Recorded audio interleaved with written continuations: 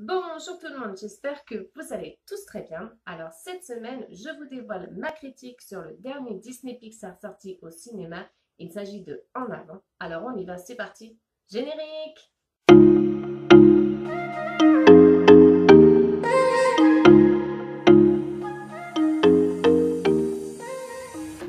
Petit aparté avant vraiment de vous donner ma critique sur le film En Avant. Donc je n'ai pas vu le film au cinéma car avec la crise sanitaire, j'ai pas eu le temps de pouvoir aller au cinéma. Donc du coup, je l'ai vu sur un site de streaming légal. Donc du coup, c'est pour ça que je peux vous faire maintenant ma petite critique. Donc ma critique. Alors, je ne saurais pas vous dire si j'ai aimé ou détesté ce film. Je n'arrive pas du tout à me faire une opinion là-dessus. Il y a du bon, il y a du mauvais, bien évidemment. Le bon, j'ai vraiment aimé l'histoire de fratrie entre Yann et Barley. On voit vraiment que ces deux frères s'aiment vraiment beaucoup, même s'il est vrai que Yann a quelques petites réticences vis-à-vis de Barley, qui est quand même un personnage assez excentrique, assez sûr de lui, par rapport à Yann, qui est plus réservé, plus timide, qui a vraiment peur d'aller vers les autres.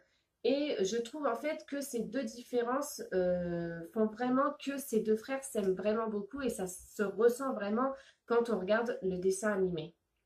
On ressent aussi énormément d'amour de la part de la mère de Yann et Barley qui aime vraiment ses enfants plus que tout et qui se rend vraiment compte que de leur différence, de cette différence que Barley soit excentrique et Yann bien plus réservé, elle se rend bien compte et c'est d'ailleurs pour ça notamment que il va y avoir le bouleversement dans l'histoire puisque c'est elle qui va essayer de réunir les deux frères en donnant le cadeau que leur père voulait leur faire quand ils auront l'âge de pouvoir faire la quête.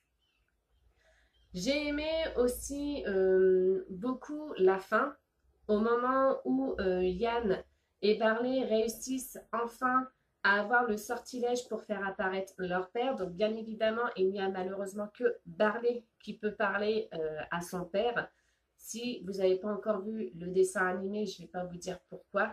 Mais il n'y a que Barley qui arrive à parler quelques secondes avec son père et j'ai trouvé vraiment ce moment très émouvant, très touchant. Il y a aussi des passages qui sont très très drôles dans ce film, notamment un moment de danse entre Yann Barley et la moitié, on va dire, de leur père. C'est pareil, je ne vais pas vous expliquer si vous n'avez pas encore vu le dessin animé, mais ce moment de danse est vraiment très drôle et très touchant à la fois.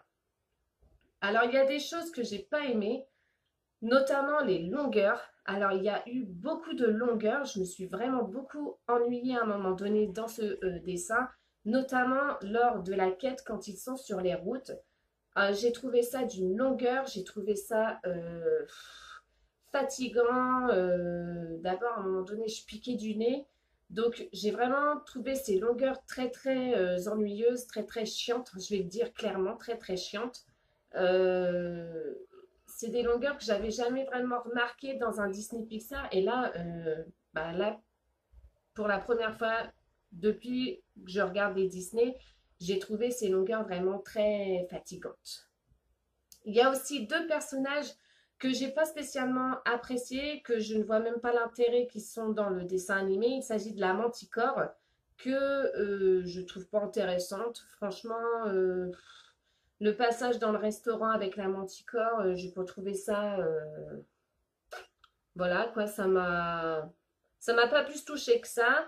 Les moments aussi où la Manticore est avec la mère de Yann et Barley, c'est pareil, je les ai pas trouvés spécialement intéressants. La maman aurait été toute seule dans la voiture, je pense que ça m'aurait plus intéressé.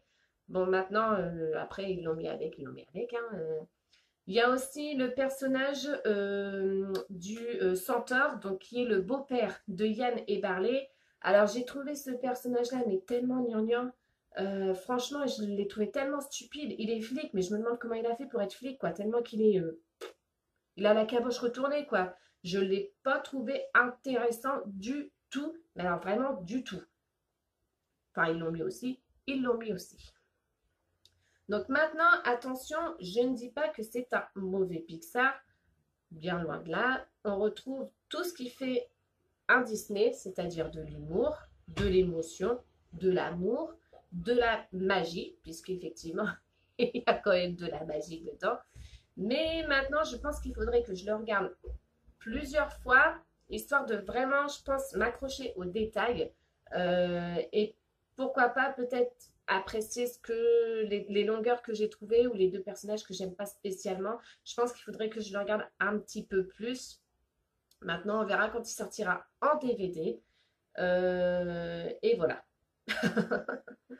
Donc, sur ce, si vous avez aimé cette vidéo, n'hésitez pas à liker, à partager. N'hésitez pas aussi à commenter, notamment à mettre si vous l'avez vu au cinéma ou si vous l'avez vu euh, en streaming comme moi. Après tout, hein, on fait ce qu'on peut avec les moyens qu'on a.